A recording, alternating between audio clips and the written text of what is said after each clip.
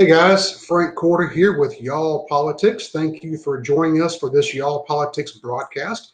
And joining me today is a special guest, U.S. Senator Cindy Hyde-Smith. Senator, thank you for joining us today. Wow. Well, thank you for having me. This is a great opportunity. We want to talk to you just for a few minutes about the upcoming election. This is your second election in 2 years. That's got to be kind of fun for you. You've been in office for various things from state senator to ag commissioner and now a U.S. senator. But a quick turnaround of two elections in 2 years, that's got to be challenging. Well, the House members do it, and I've always said, gosh, I would never run for the House because I'm not going to run every 2 years, and here I am doing it. But it is pretty unique, but those guys can do it, and so, we're just going in there wide open, the only way we know how to do it, and conducting another campaign, and it seems like just yesterday was the last one, but that's okay. We're ready. Well, how are you feeling so far about the campaign during this 2020 cycle? It's been very challenging to get your message out, I'm sure, with the pandemic and with not being able to have kind of in-person rallies and those kind of things. How are you kind of connecting with voters during this cycle? Well, Frank, we've had to do a lot of town hall meetings. We've done a lot of Zoom every week. We do several of those and sometimes several a day because it is hard to get out. You can't get out in a crowd and shake hands and go from business to business. They just really don't want you to do that, even the ones that are open. It's just pretty limited. But with the Zoom, with the telephone, I was calling people yesterday on the telephone in the town hall meetings. That's basically how we're reaching them. But no, we are covering the state. I've been on the Gulf Coast. I've been in Jackson County with the Economic Council.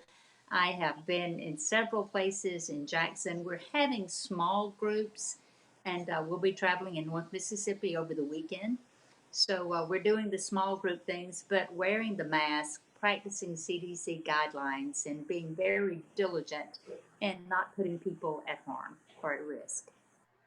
How important is this election this year? The president's at the top of the ballot. You're on there. There's some predictions out there that the Senate could go back into the Democrats' hands. How important is Mississippi in this election? I tell you, from most people that I know, it is the most critical in our lifetimes. I know it is for me to look at how extreme far left the Democrats have gone. It is totally critical for this country. When you have people wanting to defund the police, and like in Los Angeles County, when they shot the police and then went to the emergency room and was, screaming, let them die, trying to block the entrance. I Right. mean, this is unheard of behavior. Obviously, with the economic times that we have experienced and having to build back our economic system here, to build back the prosperity that we did have, it is extremely critical, not only for socially, but for, so we will have a country that's prosperous. One of the things that's been at the forefront, as you said, is the riots. Are the extreme left kind of tactics being played out this cycle? Some of the things that y'all done in the U.S. Senate so far is to help with during this pandemic is to provide aid and assistance. There's been some conversation about reforming police and stuff like that. What kind of is your bent, if you will, or your messaging in this time of kind of uncertainty in our nation? Well, you have to look at it realistically. By far, the majority of law enforcement are outstanding people that put their lives on the line to protect us. By far. You have a few bad actors in anything.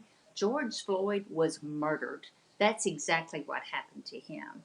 But we cannot take the approach of because one guy did something wrong, a small percentage, very small percentage that aren't there that are bad actors, we have to support those policemen, the large majority of there. And if there needs to be training to make sure that they're clear on what their job is and what the response should be, we need to provide that training.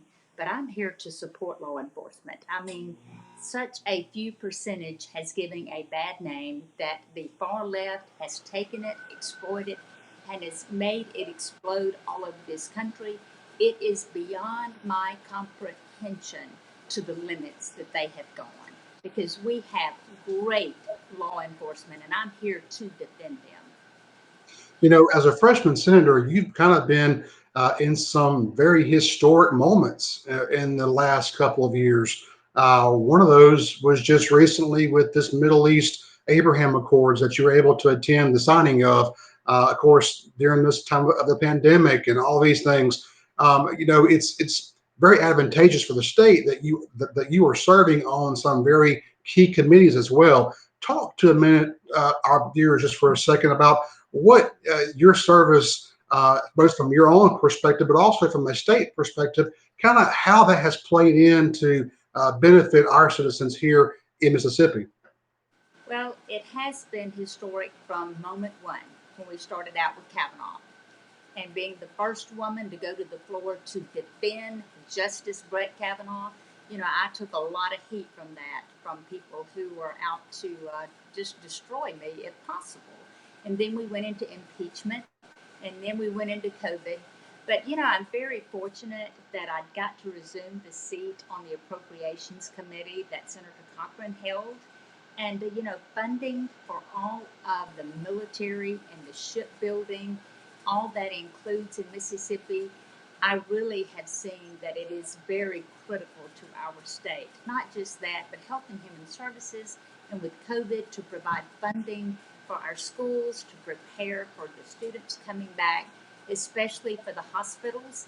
We had the PPP, the Paycheck Protection Plan, that didn't cover rural hospitals, county hospitals. And I had to go to the White House and go to the Treasury and Steve Mnuchin and explain to them they were left out. We've got to fix that, and we actually got it fixed. So that's pretty significant.